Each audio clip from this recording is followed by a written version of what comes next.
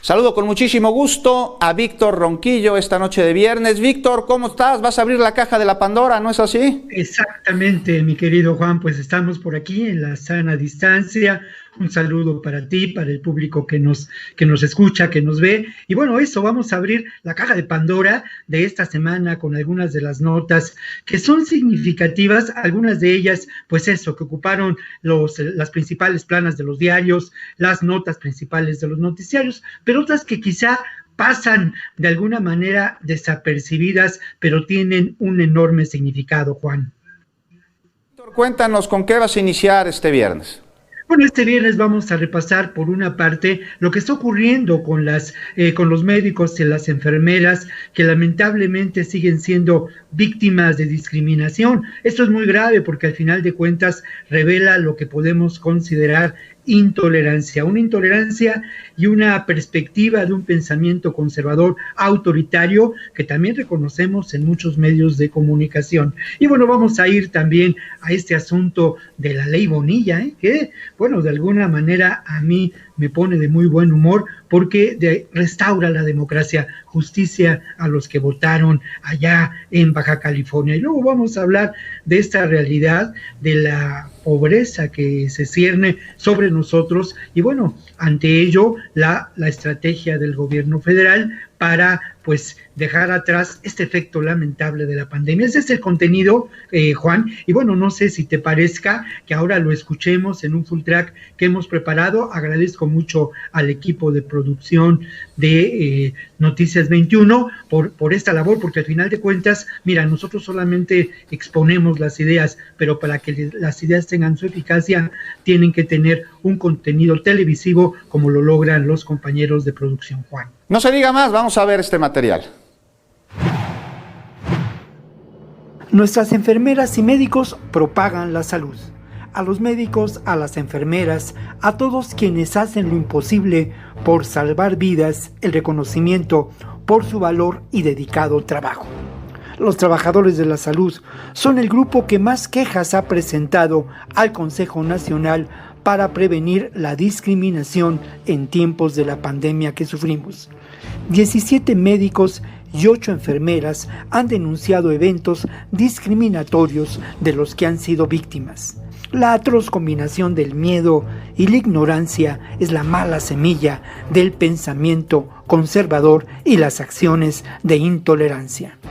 Cuando se habla de que el sector salud fue contemplado como botín cuando los gobiernos del PRI y el PAN, de la ominosa corrupción y los intentos de privatizar sus servicios, los médicos, las enfermeras fueron los primeros en sufrir las consecuencias del abandono de la infraestructura hospitalaria y la falta de recursos y abasto de medicamentos. La escena habla de lo que podemos considerar la recuperación de la democracia. En la Suprema Corte de Justicia de la Nación, esta semana se argumentó contra la inconstitucionalidad de las reformas a la Constitución del Estado de Baja California conocidas como la Ley Bonilla.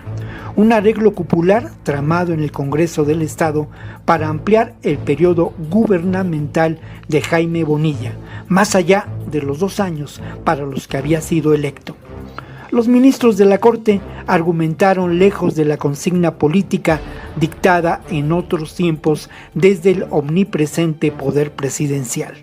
Arturo Saldívar, presidente de la Suprema Corte de Justicia de la Nación, fue contundente al señalar que la Ley Bonilla contiene violaciones a la legalidad que, vistas en su conjunto, configuran un fraude a la Constitución y al sistema democrático.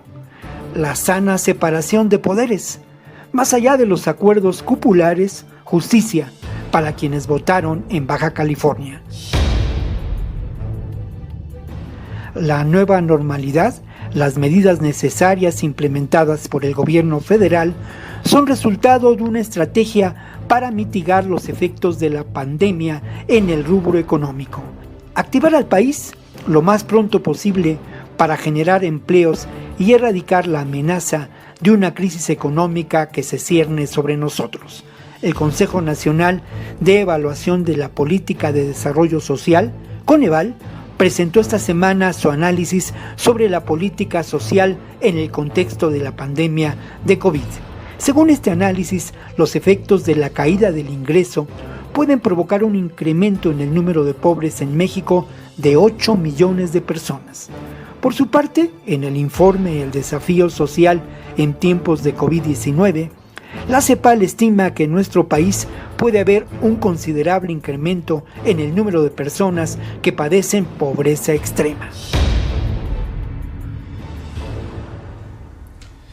Víctor, pues muy completo este reporte que nos haces de 3 temas principales que han ocupado la agenda durante la semana. El ataque a personal médico, ¿a qué crees tú que respondas? Mencionabas que pues a personas conservadoras de ultraderecha, y puedo estar de acuerdo, pero ¿qué es lo que los motiva a atacar a los médicos? ¿Por qué esta ignorancia? Yo creo que tiene que ver lamentablemente con no informarse, o lo que ha pasado con muchos medios que en lugar de informar sobre lo que acontece están desinformando, ¿no? Por otra parte, pues hay que reconocer el temor justo, el temor válido de las personas, pero no es posible. Las anécdotas sobre estos temas son muchas, y ahí está la denuncia en el Consejo Nacional para prevenir la discriminación. Lamentablemente, y esto sí lo quiero pues enfatizar, esto es parte de un pensamiento conservador, de un pensamiento autoritario y de un pensamiento que, lejos de establecer la solidaridad con el otro, lo ve como un enemigo que acecha. ¿A qué te suena, mi querido Juan? Pues, a un asunto político, ¿no? Pues sin duda alguna, en el que se manipulan conciencias a través de la desinformación, como bien lo mencionas, pero hay otro lado de la moneda en este tema. Ahí está el seguro que hace un par de días, a través pues de una estrategia entre iniciativa privada y gobierno, llegará un seguro de vida a los profesionales de la salud que atienden al COVID-19, un sector que ha sido olvidado durante décadas y que parece que hoy pues está siendo, más allá de lo que está haciendo con la pandemia, reconocido por su larguísima trayectoria en uno de los sectores más importantes, no solo del país, sino de todo el mundo. Es cierto, mira, yo creo que mencionas esto, y esto es parte también de una serie enorme, ¿no?, de actos de solidaridad, algunos de ellos que no conocemos, algunos de ellos que se dan ahí en las salas de hospital, en donde se encuentran los enfermos graves de COVID. Pero hay también eventos de un enorme significado político. Esta alianza con el sector privado de la salud es muy importante y deja ver que no todo el sector privado de ninguna manera participa de lo que podemos pensar, pues este comercio de la salud en ocasiones muy desmedido. Eso y otros muchos actos de solidaridad por parte de la sociedad nos dejan ver, como lo hemos visto en otras ocasiones, que este país tiene una enorme generosidad, una enorme solidaridad, y que tiene este reconocimiento al otro que de alguna manera necesita de nuestro apoyo. Vale la pena también mencionar, Juan, y si me permites, lo afortunado de la estrategia seguida por el gobierno mexicano en relación a esta pandemia. Es un hecho, Al final de cuentas, el número de personas que pudieron morir, el número de personas que pudieron verse involucrados en una situación lamentable, dolorosa de perder un familiar, es mucho menor a lo que podíamos pensar. La estrategia dio resultados, salvó vidas, y la otra parte de la estrategia que es muy importante es que al final de cuentas, en este momento, que es determinante, en el que estamos en una situación en donde se propaga la pandemia mayormente, bueno, en este momento, por fortuna y porque la estrategia dio resultado, nos encontramos con un sistema de salud que fue reforzado, que levantaron de la lona y el abandono para en este momento tener opciones de atención médica, de camas para enfermos de COVID. Me parece que si hacemos un recuento, lejos de lo que puede ocurrir en Estados Unidos o en Brasil, Juan, aquí la estrategia gubernamental, una estrategia que partió de un discurso racional, de darle la capacidad de acción a los científicos y al pensamiento crítico, Sí, racional, caray. dio resultado, Juan. Con un sistema de salud pues saqueado durante décadas y que ahora se adelantó con medidas a escenarios que vivieron otros países, y vemos que México, a diferencia de lo que se esperaba, no es el país con peor escenario de COVID-19 en el continente latinoamericano. Y sobre el otro tema, Víctor, la ley Bonilla se echó para atrás. Esto, pues, ¿cómo lo lees tú? Aquí hay una clara división de poderes en México, y un poder judicial que respeta la Constitución de México, y un gobernador que luego se desdijo, ¿no? Porque luego por ahí comentó en una entrevista que él para nada había promovido esta ley y que habían sido los diputados quienes la habían promovido y aprobado en su caso, y que bueno, finalmente él era respetuoso de la decisión de la máxima autoridad en materia jurídica en México. Bueno, yo creo que la democracia, Juan, se construye día con día, se construye con actos políticos, se construye también con señalar, con trazar el rumbo que puede seguir un país, y indudablemente la democracia mexicana se está construyendo. Al final de cuentas, si uno revisa lo que ha sido la historia de este país, encuentra algunos momentos de esta construcción democrática. No voy a abundar en ello, pero este hecho es fundamental. Además ocurre, bueno, en este contexto, ¿no? Pero es fundamental porque, como lo señalabas en días pasados y lo expresas hoy con mucho tino, Juan, bueno, aquí se separan poderes. Nadie sigue los lineamientos establecidos por el gran Tlatoani, por el presidente en turno. Hay una separación de poderes, y hay algo que me parece muy importante, ¿eh? La restauración de la democracia, el respeto al voto de los ciudadanos. Solamente como contexto y un poco para entender quién es Bonilla. Bueno, pues Bonilla es un personaje que antes de ser político fue un empresario, sigue siendo un empresario muy poderoso en términos de los medios de comunicación allá en el norte del país, sobre todo en Baja California. Es propietario de varias estaciones de radio, de un canal de televisión. Se inició el negocio, o inició su capital en la industria maquiladora, luego participó en la industria inmobiliaria. Fue ciudadano americano y a la vez ciudadano mexicano.